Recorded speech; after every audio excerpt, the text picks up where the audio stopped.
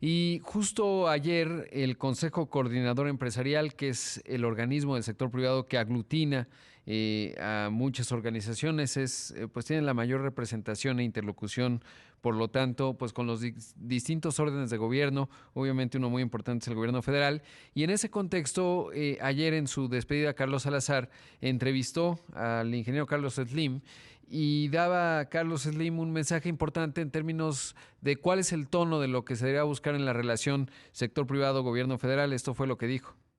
Lo peor que puede pasar y que desgraciadamente está pasando en México es el conflicto, la desunión. Yo creo que es absurda. No, no, no, no ayuda en nada a nadie. Yo creo que cuando un gobierno es electo democráticamente, hay que respetarlo.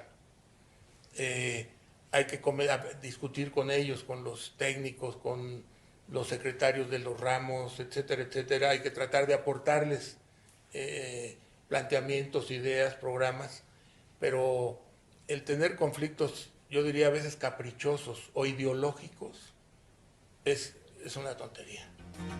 Bueno, pues ahí el mensaje de Carlos Slim y es relevante porque, bueno, el nuevo presidente del Consejo Coordinador Empresarial, Francisco Cervantes, justamente llega como parte de la expresión de los 5 de los 7 votos de los órganos que justamente componen, bueno, lo componen más, pero que votan en el Consejo Coordinador Empresarial y me da mucho gusto saludar esta mañana a Francisco Cervantes. Francisco, ¿cómo estás? Buenos días.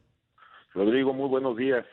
Gusto saludarte, a ti Gracias, y al auditorio. gracias por tomar la llamada, Francisco. Y bueno, pues escuchamos ahí a Carlos Slim con este mensaje y me parece que está muy alineado con lo que tú has propugnado, es decir, tener una buena relación con el gobierno federal y no pelearse, digamos, desde el punto de vista ideológico.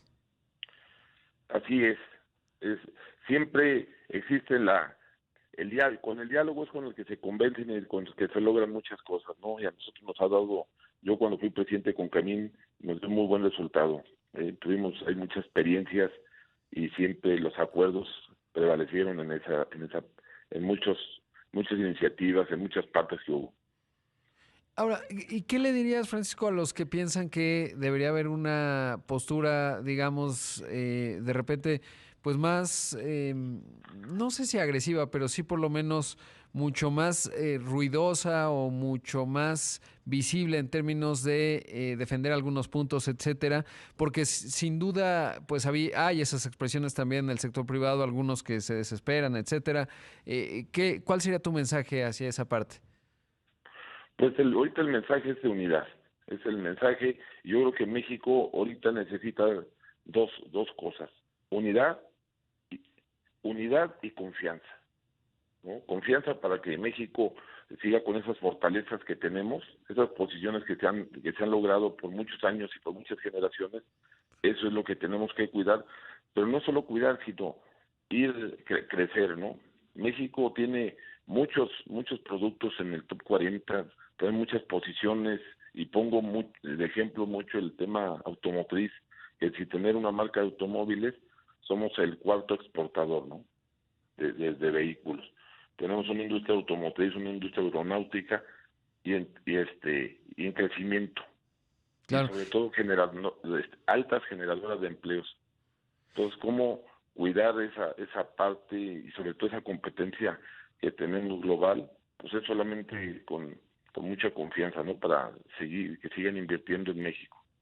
Sí, sobre todo además una gran oportunidad porque la reconfiguración que estamos viendo del mundo en términos de un Estados Unidos que de alguna suerte se está alejando de China, que es es digamos el centro de manufactura del mundo y que ahora, bueno, pues esta separación ofrece a México muy grandes oportunidades al tener esta vecindad con la mayor economía del planeta y además tener la fortuna de tener un mercado doméstico significativo y además, por ejemplo, ayer se anuncia que ya estamos en pláticas para un acuerdo de libre comercio con Corea del Sur, que es la 10ª mayor economía. Entonces, como que la mesa estaría puesta, pero hay ciertamente algunos temas importantes que se han mencionado el propio Consejo Coordinador Empresarial y en distintos foros, que es el clima de negocios y lo inmediato, la reforma eléctrica. Y te pregunto este último, ¿cuál es tu visión? Es decir, ¿qué vas viendo en términos de, ya terminó el Parlamento abierto, de la posibilidad de que se haya tomado en cuenta pues las voces del sector privado en este tema tan fundamental?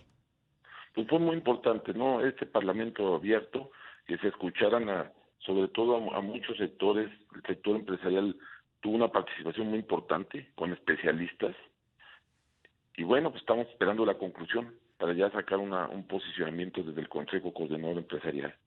Claro. Y en la comida en la que participaste, que estuvieron ahí, pues se veían señales interesantes. ¿Hay algún indicio, digamos, de que pueda llegar a buen puerto de acuerdo a lo que ve el sector privado? Que es decir, pues tener diálogo y sobre todo quizás llegar a entendimientos en términos de interconexión, porteo, modificar algunas cosas sin pasar por la reforma constitucional. ¿Hay indicios de ello? ¿Cuál es el panorama? Pues mira, le estamos apostando a eso, ¿no? A que tengamos diálogo como en otras iniciativas que ha habido, y que tengamos las mesas de acuerdo para que podamos dialogar, platicar ya, sobre todo con las conclusiones que dé este Parlamento abierto, y que nos puedan llevar a buen puerto. Estamos seguros que sí, que a qué le apostamos a que lo que le convenga mejor a México, ¿no? Lo que sea, tener una CFE fuerte, una paraestatal fuerte, sí, pero que también le apostemos mucho a las energías que el mundo está apostando, ¿no? Energías limpias. Claro. ¿Y cuáles identificas como los retos que tienes más allá de esto inmediato, que es lograr ello en términos de la contrarreforma eléctrica? ¿Cuáles son otros retos que tienes visibles? Pues la agenda que ponemos en la mesa son 6 puntos muy importantes: es reactivación económica, Ujú. el tema de fortalecimiento de pymes y mipymes, que creo que nos tenemos que enfocar mucho todo el encadenamiento productivo. También el tema del TEMEC, que es una herramienta muy potente y que tiene que ver con el punto 1 y punto 2, y el tema de infraestructura. Punto 4 es infraestructura. Todos los países que le han apostado a la infraestructura han crecido, son las economías fuertes, y por eso es una insistencia. Vamos bien, se va a presentar el paquete número 3 de Ujú. infraestructura.